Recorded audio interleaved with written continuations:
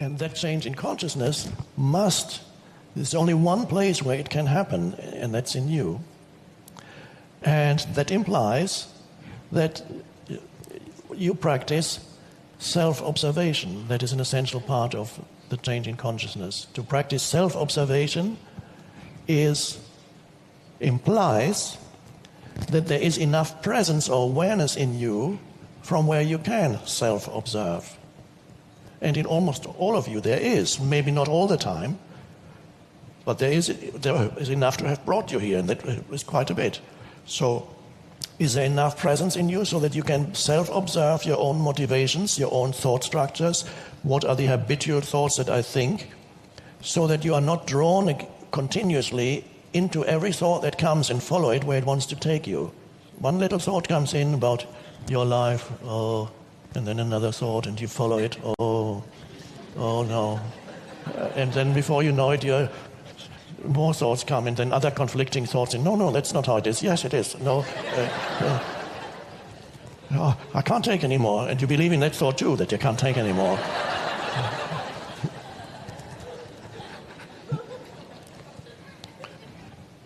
So the ability to observe non-judgmentally what goes on inside you.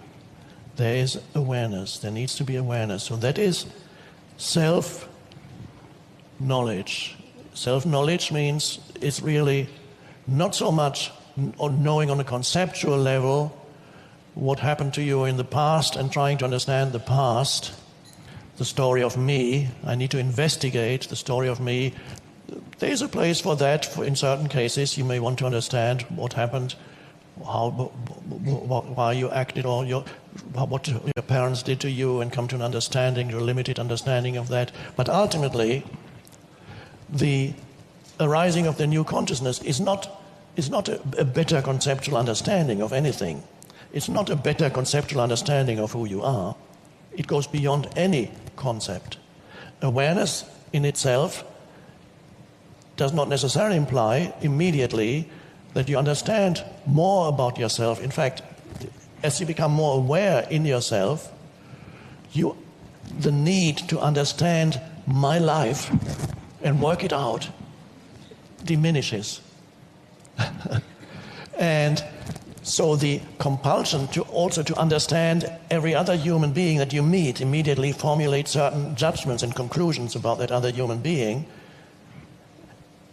and the urge to immediately form judgments and conclusions about any situation that you encounter, and then this is how it is, and then you have a narrative that develops in the mind, and then you're telling yourself the narrative about who you are, who they are, and how it all is. You've all met people like that, and once you were like that yourself, and just perhaps still occasionally that comes back, and you go, "Urgh."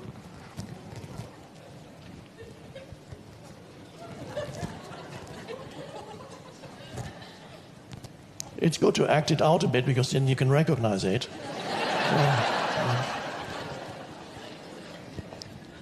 That's not presence, that's absence. It's called absence. The opposite of presence, of course, is absence. That means you are not there. You are not there. All that's there pretending to be you is the egoic mind, the conceptual mind. And so that mind says, it's me and my life. So what arises then is the awareness. It seems at first that you know less than before, because you no longer compulsively, immediately interpret everything conceptually, every human being you encounter and your own life. You don't compulsively, the compulsion to judge continuously isn't there. And so it seems at first, and the egoic mind may come in and say, oh, wait a minute, you don't know what's going on anymore if you don't judge it.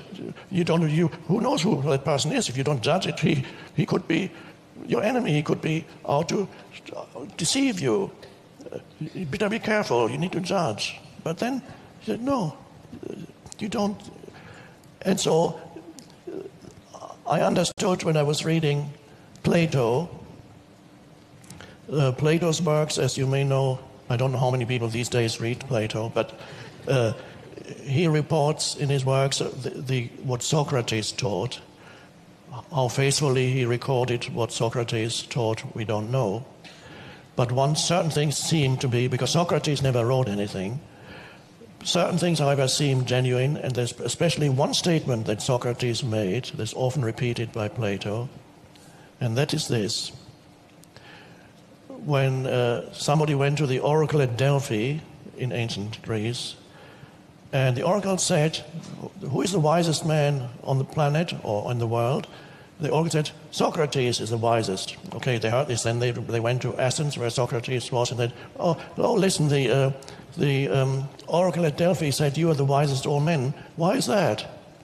And Socrates said, I am the wisest because I'm the only one who knows that he knows nothing. I'm the only one who knows that he knows nothing. On another occasion he said, I am wise because I know that I know nothing. And then people later, they read it over the centuries, and most people interpret it as kind of a feigned modesty. And they say, of course he knows what does it, he knows a lot, but he just says it. It's a feigned modesty. In other words, it's ego. But that's not how it is. It describes a state of consciousness out of which his enormously creative teaching, his deep insights arose. It describes the very foundation of the state of what ultimately is the state of spacious awareness or presence. And that state is one of actually cessation of mind activity without loss of consciousness.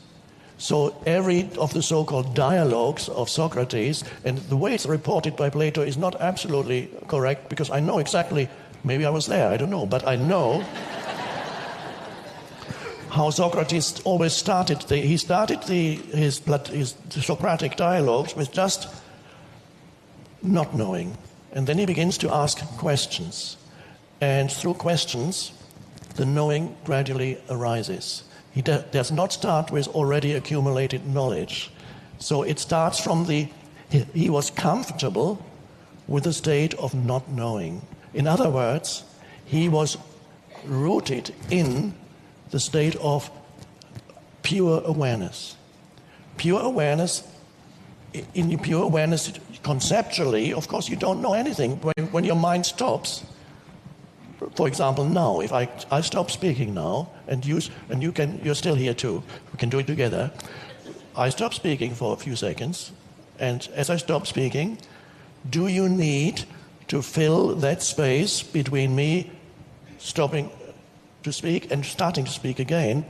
Do you need to fill that space with thought, or are you able to simply be present in that space? In other words, are you able to just simply be? Don't suppress thought. That doesn't work.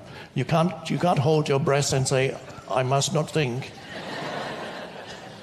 That might work, but then thinking will come up even more strongly once you start breathing again. So it's not that. You can't hold down thought. It's a pure shift into a more alert state of consciousness.